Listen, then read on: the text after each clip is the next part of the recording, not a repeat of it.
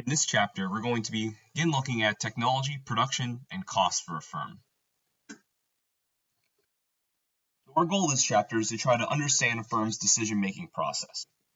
For many of you, you'll be going into businesses or you'll be working for businesses, not analyzing individual choice. So this will more match your focus and be a lot more practical for you going forward in your career. So what is the point of a firm? What firms do, what function they serve, is to combine inputs to make the product to sell to customers. So these inputs can be workers, they can be machines, which we call capital, or they can be natural resources, like raw materials. And these produce the outputs, or the goods, that individuals purchase from firms. Now, economists have a slightly different definition of technology. So the way we're going to use technology in this chapter is technology is a process by which firms turn inputs into outputs of goods and services. This is much more broad than the everyday definition. This isn't just labor-saving machines, it's also new processes and new management techniques. So new technology doesn't have to be a physical, tangible object. So now any change in a firm's ability to turn its inputs and outputs, so any increase in productivity, we refer to this as a positive technological change.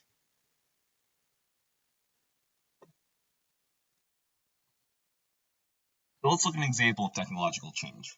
So an example from the textbook is UPS delivering packages. So in 2013, UPS was late delivering millions of Christmas packages.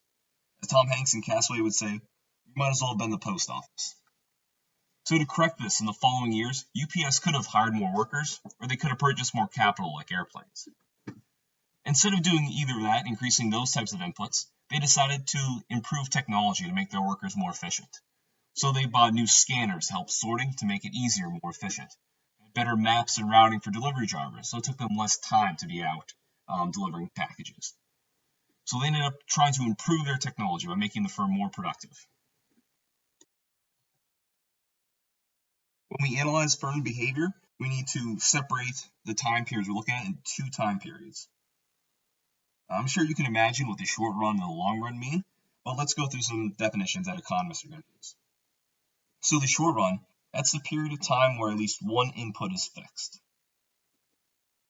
So for instance, a firm might have a long-term lease on a factory that's too costly to get out of.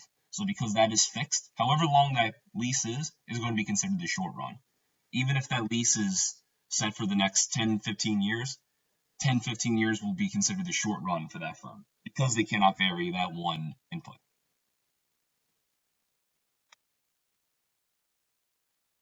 Now in the long run, that's a period of time where firms can vary all of its inputs. So they can adapt new technology, they can increase or decrease the size of their plant, they can hire and fire workers.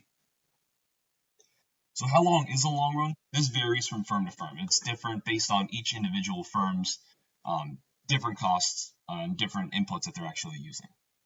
So just think of it as long enough period of time that anything can be changed for a firm. By splitting time up into two periods, that gives us different types of costs. First are variable costs. These are costs that change as output changes. So these are like wages, the cost of electricity, raw materials, shipping costs. As a firm produces more of a product, these variable costs will increase. On the other hand, firms also have fixed costs. These are costs that remain constant as output changes. So these include things like rental costs, insurance, advertising, things that they're not going to vary based off of changes in production in the short term. All costs can be classified as fixed cost or variable cost. So the total cost to a firm is going to equal the fixed cost plus the variable cost.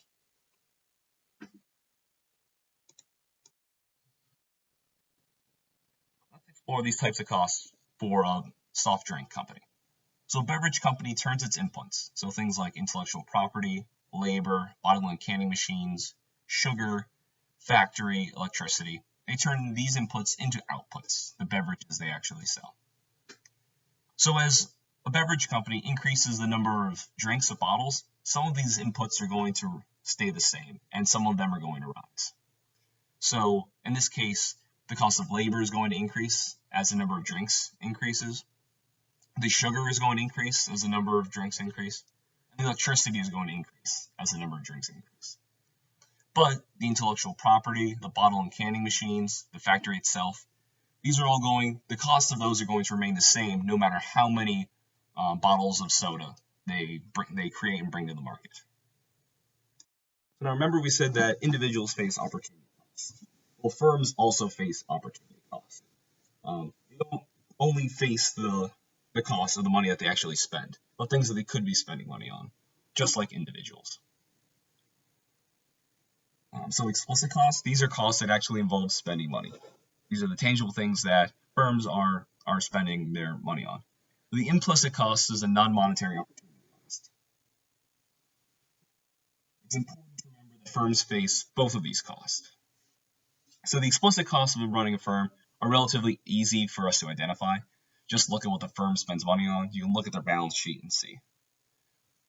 The implicit costs are a little bit harder. Finding them involves identifying the resources used in a firm that could have been used for another beneficial purpose. So think, if you own your own company, you probably spend time working on the firm's activities. Even if you didn't, actually pay yourself explicitly for that time, it's still an opportunity cost. You could have been doing other things with that time.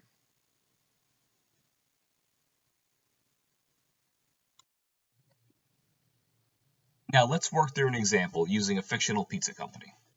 So let's suppose that Jill Johnson quits her job that earns her $30,000 a year, and she instead opens up a pizza store in Lorena. So she uses $50,000 from her own savings to buy equipment, so things like the furniture, the pizza ovens, that kind of stuff. And she also takes out a loan in order to begin this pizza shop. So now her costs are listed above in the figure. The item in red are explicit costs.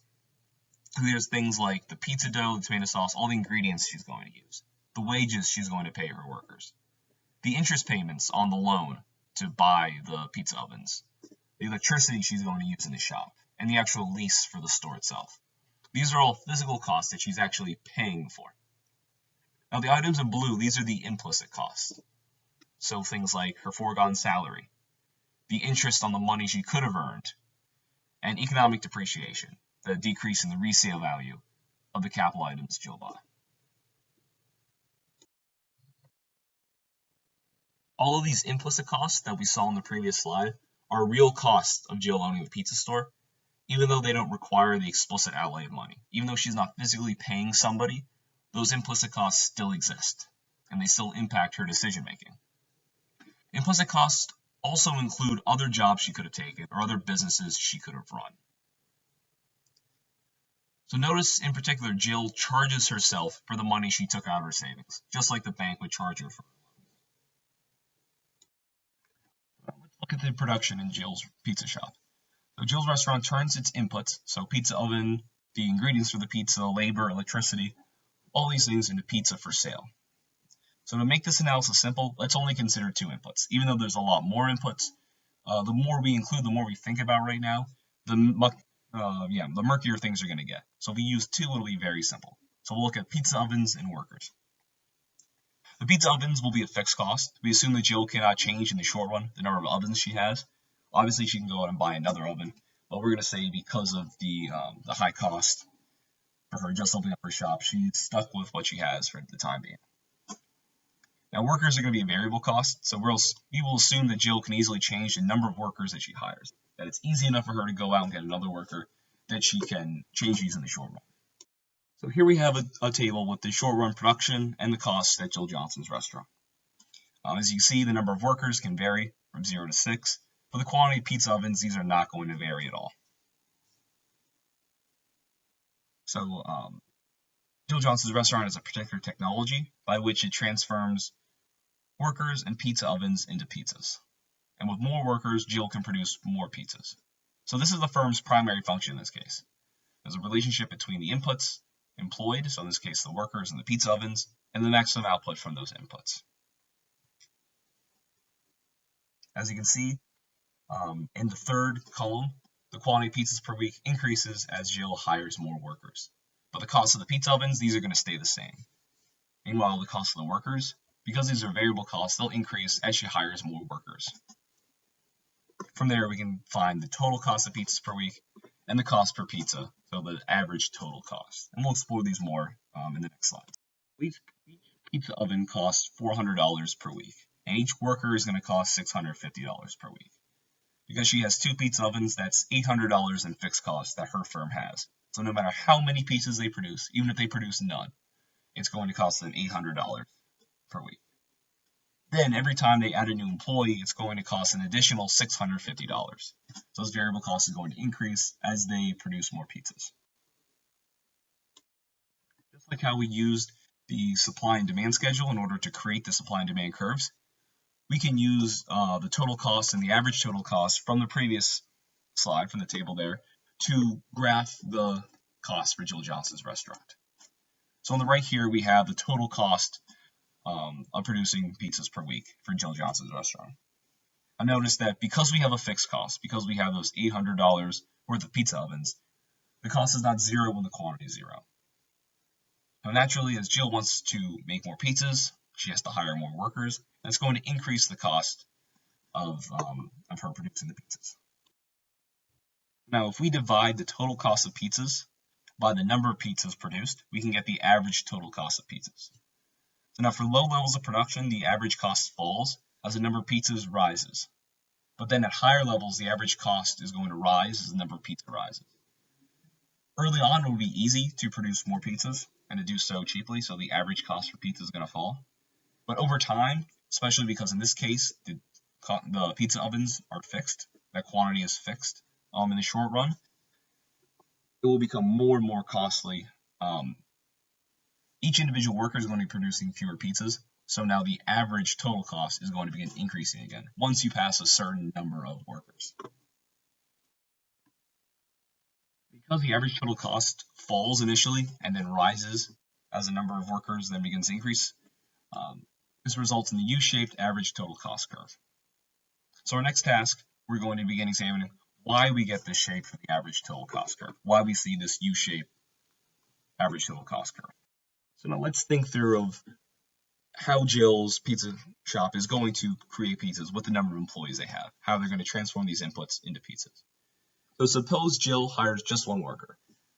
That worker has to take orders, they have to make and cook the pizzas, take the pizza to the table, run the cash register, and you basically do everything there. So by hiring one additional worker, these tasks can be divided up, allowing for some specialization to take place, resulting from the division of labor.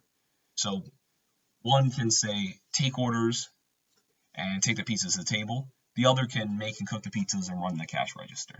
And because they're just focusing on a smaller subset of responsibilities, over time they become more productive at those because they're doing the one thing over and over again. Now, 2 workers can probably produce more output per worker than 1 worker alone can do because they have this other person helping them out and they're becoming more skilled at their individual tasks as they're dividing it up. Now let's look what happens when Jill hires even more workers. So to think about this, consider the marginal product. Marginal product of labor is the additional output from hiring an additional worker. Remember, marginal equals the next unit. So in this case, it's the additional production being caused by an additional worker being hired. So when Jill moves from 0 workers to 1 worker, we go from 0 pizzas to 200 pizzas. So that first worker has a marginal product of labor of 200. They're now able to produce 200 more than they were before because of this additional worker. Moving from 1 workers to 2 workers, the number of pizzas being produced increases from 200 to 450. So the marginal product of labor, or the difference between 1 worker and 2 workers, is 250. So the second worker has an even greater marginal product of labor. But now if we move from 2 workers to 3 workers, the quantity of pizzas being produced will increase from 450 to 550. Because it's only increasing by 100, the marginal product of labor of that third worker is only 100 pizzas. And you can see as we go on from 4 to 5 to 6, the marginal product of labor is going to continue to decrease.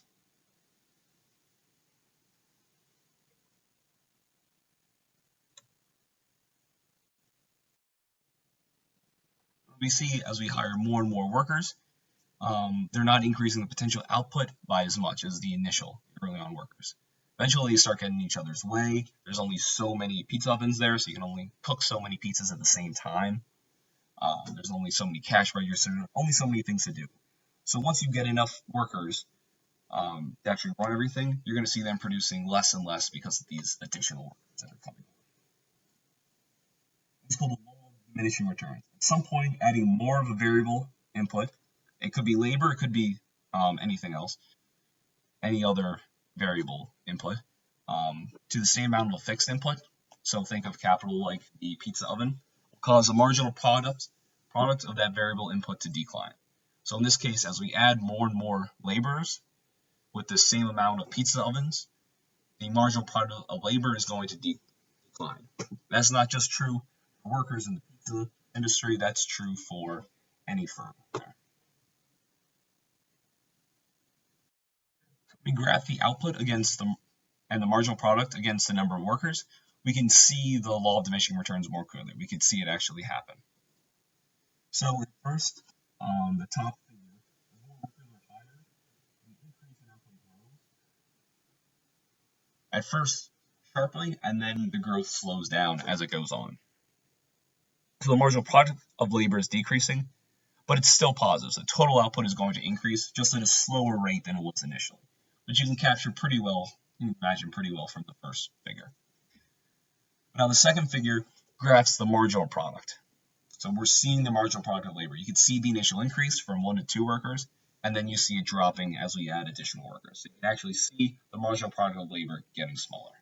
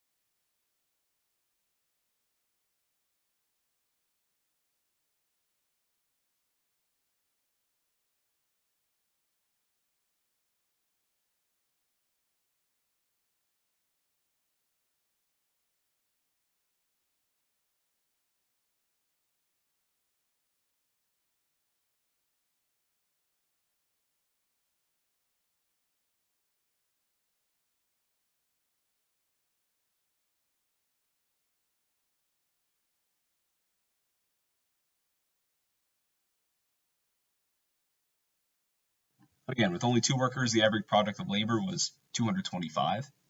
So a third worker is making that average go down. So, like I said, this is just another way that we can highlight the marginal product. You can see